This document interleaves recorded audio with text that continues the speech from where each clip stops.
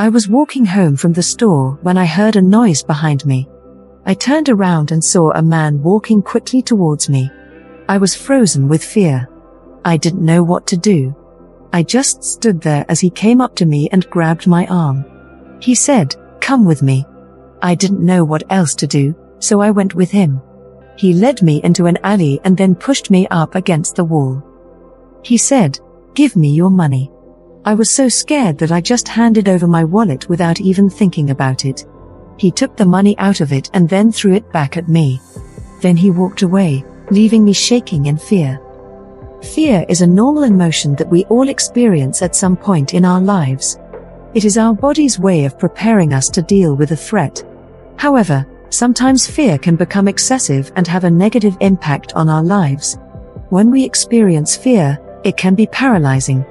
We may feel like we are trapped or frozen in place and unable to move, making us feel like we have lost control of our own lives. When I was a child, I would never go to bed without a nightlight on.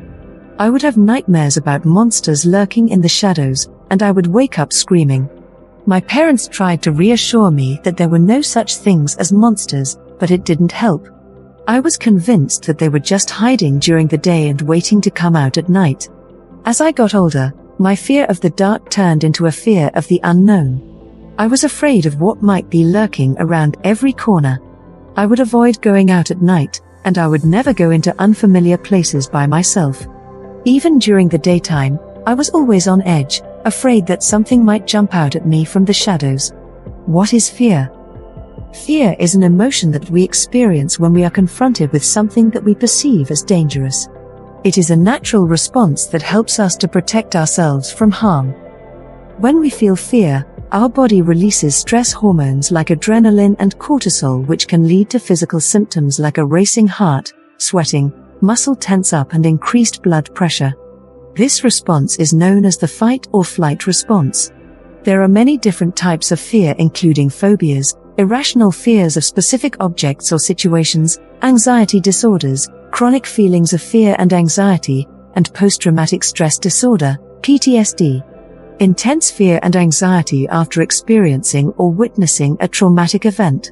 Some people may only experience occasional bouts of fear, while others may live with constant fear. Fear can be a helpful emotion that motivates us to take action and stay safe. However, it can also be a devastating emotion that prevents us from living our lives fully. Some people may experience fear very frequently, while others may only feel it occasionally. For some people, fear may be so severe that it interferes with their daily life and prevents them from doing things they enjoy or going places they want to go. Why do we fear? It's a question that has plagued mankind since the beginning of time. Fear is an emotion that is hardwired into our brains. It's there to protect us from danger and keep us alive. But sometimes, fear can get the best of us. It can hold us back from doing things we want to do or stop us from living our lives to the fullest. So why do we let fear control us? There are many different types of fear. There is the fear of failure, fear of heights, fear of flying, fear of enclosed spaces, fear of spiders, fear of snakes, fear of needles, the fear of success, the fear of change, the fear of the unknown, and so many more. We all have different fears based on our experiences and personalities. But no matter what our fears are, they all serve the same purpose, to keep us safe. Fear is a natural response to perceived danger. It's there to help us avoid dangerous situations and make sure we stay alive. But sometimes, our fears can become irrational. We may start to worry about things that pose no real threat to our safety or well-being. Or we may let our fears control our lives, preventing us from doing things we want or need to do. So why do we let fear take over? One reason may be because we don't understand it. Fear is an emotion that is not always logical. It doesn't always make sense why we are afraid of something when there is no real danger involved. This can often lead to feelings of powerlessness and helpless. Part of it may be because we're wired for self-preservation. Fear is a natural response that helps us stay safe from danger. But sometimes, the things we're afraid of aren't actually dangerous. We may be afraid of public speaking, but that doesn't mean we're in danger of being harmed if we speak in front of a group of people. Sometimes, our fears are irrational and based on false information. We may have heard a story about someone who was hurt while doing something, and now we're afraid to try it ourselves. Or maybe we've built up something in our minds to be much worse than it actually is. Whatever the case may be, irrational fears can hold us back from living our lives to the fullest. So what can we do about it? How can we overcome our fears and live the lives we want to live? There's no denying that fear can be unbearable. It can prevent us from taking risks, achieving our goals, and living the lives we want to live. But it doesn't have to be this way. We can overcome our fears by taking small steps, building up our confidence, and seeking support from others. Taking small steps is often the best way to start overcoming our fears. If we're afraid of public speaking, for example, we can start by giving a speech to one person, then 2 people, and so on. Or if we're afraid of heights, we can start by looking down from a small height, then gradually working our way up. By taking things slowly and gradually building up our confidence, we can eventually overcome even our most crippling fears. It's also important to seek support from others when trying to overcome our fears. Talking to someone who has gone through a similar experience can give us valuable insights and help us feel less alone. There may also be professional help available, such as therapy or counseling. Whatever route we choose, seeking support is an important part of overcoming our fears. Fear doesn't have to control our lives. By taking small steps and seeking support from others, we can learn to overcome even our deepest fears and live the lives we want to live.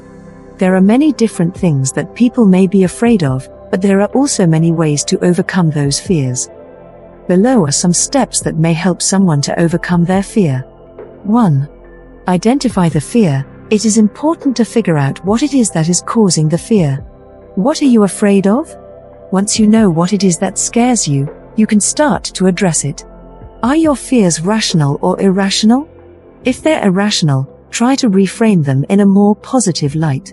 For example, if you're afraid of public speaking, instead of thinking about all the things that could go wrong, focus on the fact that you're prepared and capable of delivering a great speech. 2.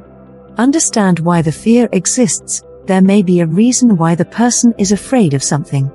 For example, if they have had a bad experience in the past, they may be scared of repeating that experience. If they understand why the fear exists, it can be easier to work on addressing it. 3. Talk about the fear. Once the person understands what their fear is and why it exists, they can start to talk about it with others. This can help them to communicate their feelings and start to work through them. Other people find that journaling or talking about their fears helps them to overcome them. By putting their fears into words, they're able to better understand them and see them for what they are, irrational thoughts that don't deserve power over their lives. 4. Face the fear. This step may not be easy, but it is often necessary in order to overcome a fear. Facing the thing that someone is afraid of can help them to realize that it is not as bad as they thought and that they can handle it. If you're afraid of heights, don't avoid situations where you might have to be high up. Instead, find opportunities to confront your fear head-on. Go on a hiking trip, ride a roller coaster, or anything else that will force you to confront your fear in a safe and controlled environment. 5. Create a plan. Having a plan in place can help someone to feel more prepared and confident when facing their fear. Knowing what to expect and having a strategy for dealing with the situation can make it much less daunting. 6. If you find yourself getting anxious or stressed while working on overcoming your fear, take a step back and relax for a bit before trying again. It's important not to push yourself too hard or you'll only end up making things worse. 7. Remember that it's okay to be scared sometimes. Everyone feels fear at some point in their lives. Just don't let it stop you from living your life the way you want to. In conclusion, what is the worst thing that could happen to you when you face your fear? Guilt, shame, embarrassment, or pain? The truth is that the pain of not facing your fear is more devastating than the pain of embarrassment or shame you might encounter when you face them. It takes courage to overcome fear. Just take one step at a time and don't give up. you will reach your full potential and live the lives you truly want to live. Thank you for watching. Please like, share, and subscribe to our channel.